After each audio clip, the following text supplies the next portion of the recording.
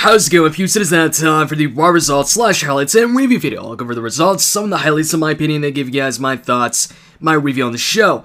So it kicks off with them announcing that today is Hulk Hogan's birthday celebration on Raw, and they have a few gifts on the stage, and they have like Hulk Hogan on the Titantron, not actually the actual Hulk Hogan, but like a picture of Hogan. And so then I'm thinking, oh, Hulk Hogan's probably going to kick off the show, but actually Brock Lesnar's music hits, and he and Paul Heyman come out, and Paul Heyman cuts like another amazing promo, hyping up the match at SummerSlam once again. He went over, a couple superstars that Brock went against, like The Rock, Hulk Hogan. He said that, he went against The Rock when he was a rookie, and after he beat The Rock, the people didn't see The Rock for like 6 months or something like that. And then he says, when Brock met up with Hulk Hogan, the fans didn't see Hulk Hogan for another year. And then he says, so if you're a John Cena fan, then you should tune into SummerSlam, because after SummerSlam, we know John Cena, says you can't see me. Well, after SummerSlam, you actually won't see John Cena ever again.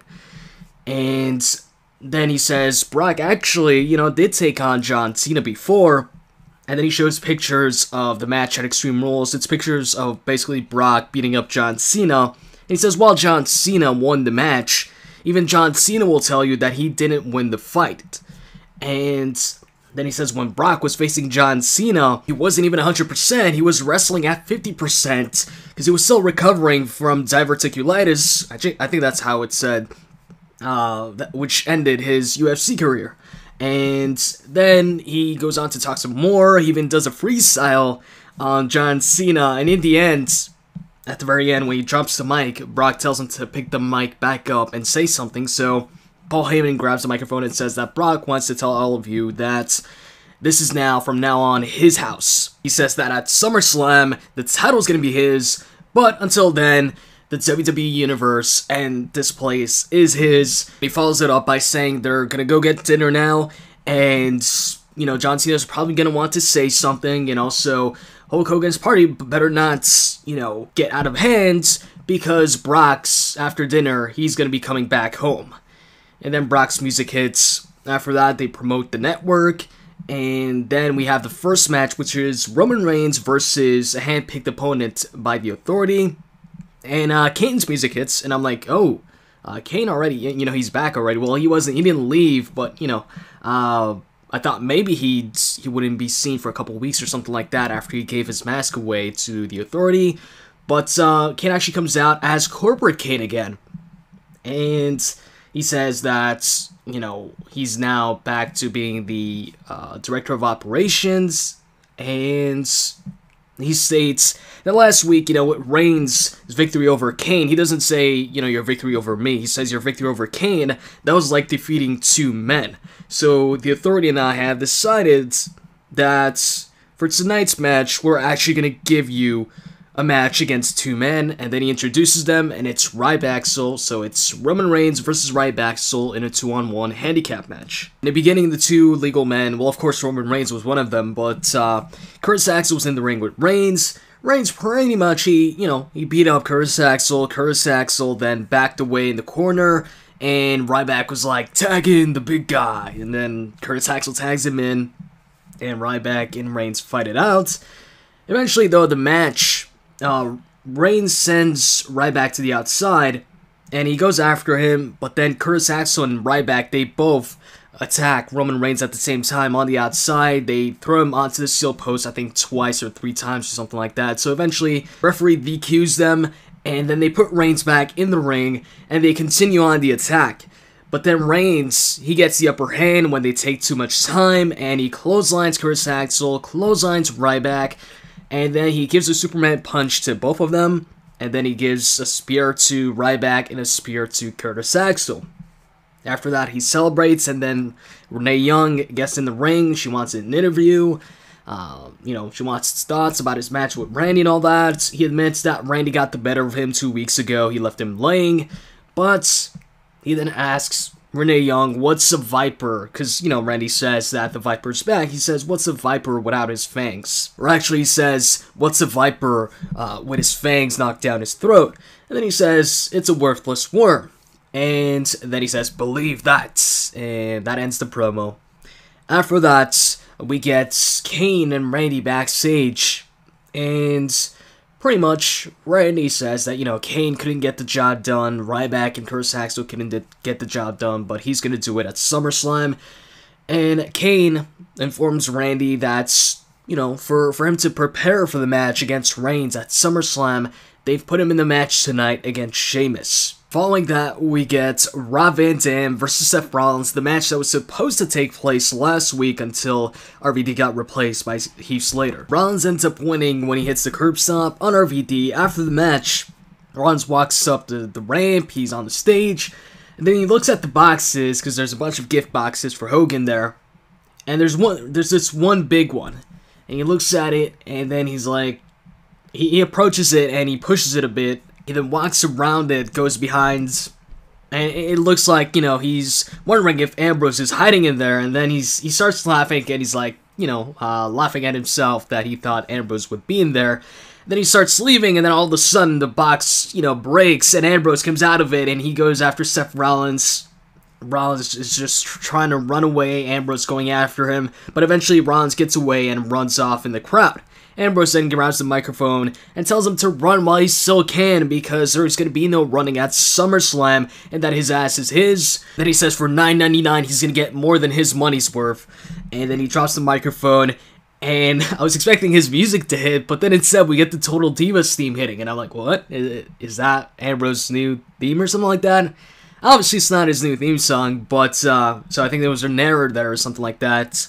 So then they show Stephanie walking backstage, because she's about to make her announcement or her confession to Brie Bella. So then Stephanie comes out to the ring, and then she introduces somebody, and it's Brian's physical therapist, and she shows us a picture of Brian and her. It's a girl named Megan, and she comes out to the ring. Stephanie tells her to, come in the ring, and then she says that, Megan's got a confession to make.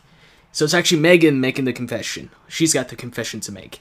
And, she takes some time, but basically, she says that she has had an affair with Daniel Bryan. She had an affair with Bryan, and then Brie Bella eventually comes out, and she confronts Megan. She asks her if, Stephanie made her say this or whatever. And Stephanie says that she heard that Megan, whenever, the physical therapy sessions ended with Bryan or something like that, she would say, yes, yes, yes. And then Brie Bella slaps Megan, and then she goes after Stephanie, but then they get separated by Triple H, Jamie Noble, Finlay and all that, and Joey Mercury. And Stephanie then grabs the microphone. She's still in the ring. And Brie Bella tried to lock in the S-lock. That's when, they got separated. Stephanie gets on the microphone and she says that, they're not going to wait until SummerSlam. They're going to take care of this tonight. And then the crowd cheers. And then following that, we get Swagger coming out for a matchup against Cesaro. And it was a great match. Cesaro actually pulled off some pretty unique moves. He modified one of his moves, the uppercut, where he throws him in the air and then hits the uppercut. Instead of doing that, see, when Swagger came out, he had his ribs taped up, and that was visible. So throughout the match, Cesaro would focus on that. But back to what I was saying, he threw Swagger up in the air, and I'm expecting, the uppercut. But instead, what he did is he got his knees up, so then when Swagger landed, instead of, an uppercut, he went straight, rib first onto Cesaro's knee. And Cesaro also did a jumping stomp on Swagger, but Swagger then countered it right away into the Patriot Lock, but Cesaro got out of it. The ending was pretty cool, where Cesaro got up on the top turnbuckle, and Swagger quickly ran towards him like Kurt Angle used to do, and Angle would hit a belly-to-belly suplex from there or something like that, or sometimes the Angle Slam. But in this case, Swagger went right up to him, grabbed him, and he threw him in I was wondering what the move was going to be. I was thinking, is this an arm drag or belly-to-belly? But he threw him from the top rope to the mats and went with him, and he turned it into the Patriot Lock. He basically took Cesaro off the top of the freaking turnbuckle or top rope, And it looked like it was going to be a belly-to-belly or something like that, but it was pretty much a throw into the Patriot lock right away. And Cesaro tried to approach the ropes to grab the ropes, but Cesaro pulled him back in the middle of the ring, and Cesaro taps out. And then after that, Coulter cuts a promo on Rusev, and then right when they were going to say, "We the people," the Russian flag pops up behind them, and Rusev's music hits. He comes out with Lana, they stay on the stage, and Rusev just waves the flag and stares down Swagger, who's in the ring. Following that, we get an interview. It was supposed to be an interview, Michael Cole interviewing both Bray Wyatt and Jericho. They're both sitting down, but Bray Wyatt tells Michael Cole to leave, basically. So Cole leaves, and it's just Wyatt and Jericho. Bray then talks about Jericho's history and his history, and he says that this smile, because Bray Wyatt was smiling, he says, "This smile is the last thing you'll see at SummerSlam." And then Jericho says that he's going to take the buzzards and shove them down Bray Wyatt's throat, and he's going to do something nobody's ever done before, and that's leave Bray Wyatt speechless after SummerSlam. AJ Lee then takes on Eva Marie, and in a surprising win, Eva Marie gets the win. She rolls up AJ when Paige causes the distraction, and Eva Marie beats AJ in a non-title match. After the match, Paige, she gives a poem, recites a poem to AJ, in which she states that AJ's face is just a face that she wants to punch. And then she says that she's going to be skipping out of SummerSlam with her Divas Championship. Her meaning, Paige. And then Paige skips away, she leaves. And AJ then looks at Eve, who's on the outside of the ring in front of the announcer's table, but she doesn't see AJ, so AJ comes up from behind and she attacks Eva, and then she grabs her and throws her onto the barricade, and then she grabs her Divas titles, does one skip around the ring, and leaves. Then afterwards, Cena comes out wearing his new red attire, looking like the Flash, and he cuts an awesome, promo, and then he calls out Brock Lesnar, but Brock doesn't come out. He stands there for a while, and then he says, maybe Brock's still suffering from diverticulitis, or what about hepatitis C, or actually, he might be suffering from punk bitchitis. And then when he says that gets a big pop. And then he I guess, eggs on Brock a little bit more to try and get Brock to come out here. He says, "Why don't you start with my hand? I've got way too many fingers, and I'm giving you the middle one." And it was a cool promo. And in the end, Brock just doesn't come out, and Cena says that after SummerSlam, the champ will still be here. And after that, it's time for Stephanie McMahon versus Brie Bella. Brie comes out first. She's, wearing her ring attire. And then Stephanie comes out. She's not wearing any ring attire or anything. She's wearing the same thing she was wearing before. And then she says, as much as she would want to have this match, she can't because Megan, the person that Brie Bella slapped, she is pressing charges. So then, this time, Brie Bella gets arrested. And the funny thing is, the cops who arrest Brie, one of them has like this card, and it looks like he's reading off the card what to say to Brie. He's got this, he's got the card in his hand, and he's just, reciting to Brie what, a regular cop would say. And so they arrest Brie, she cries, they take her out of the arena. Stephanie says what goes around comes around and makes fun of Brie some more. Then they have Ziggler versus Heath Slater, and The Miz is on commentary. He's standing up actually on the announcer's table instead of sitting down. And Ziggler eventually hits the zigzag on Heath Slater, and that's when The Miz gets off the announcer's table. He runs on the apron, and Ziggler takes him down, and then he goes after The Miz. He, gets out of the ring, grabs The Miz. The Miz, throughout this entire time, is just trying to run away, but Ziggler holds on to him. He throws him onto the barricade. The Miz, once he gets up, he once again tries to run away. He tries to run up the ramp, and Ziggler follows him. He grabs him, and then he realizes that the referee is, counting him out. So he quickly runs towards the ring, but it's too late, and the referee counts to 10, so Ziggler's counted out. Ziggler got back in the ring, but after 10. So it's too late. Ziggler then gets out of the ring, and he's kind of bummed out. Heath Slater's music hits, he celebrates, and then Ziggler gets back in the ring, and he offers a handshake to Slater. Slater looks like he's about to shake Ziggler's hand, but instead, he tries to kick him in the gut. Ziggler grabs Slater's foot, though. He turns him around and hits the zigzag on Slater and then celebrates, and that's it for that. Following that, it was Randy Orton versus Sheamus. And this match had a pretty cool ending where Sheamus was in the corner, so Randy charges him, and then Sheamus gets his boots up, he takes out Randy, and then Sheamus is like sitting down now in the corner, and he grabs the top rope, and like he always does, he like flips backwards onto the top turnbuckle. He was gonna go for the shoulder tackle from the top rope, but Randy catches him in midair with an RKO. It looked pretty cool. And I'm pretty sure Randy also thought it was pretty cool because right after Randy looked so happy. I always notice this with Randy. Whenever he hits an RKO, a pretty cool RKO from like midair or something like that, right after he looks really happy about what he just did.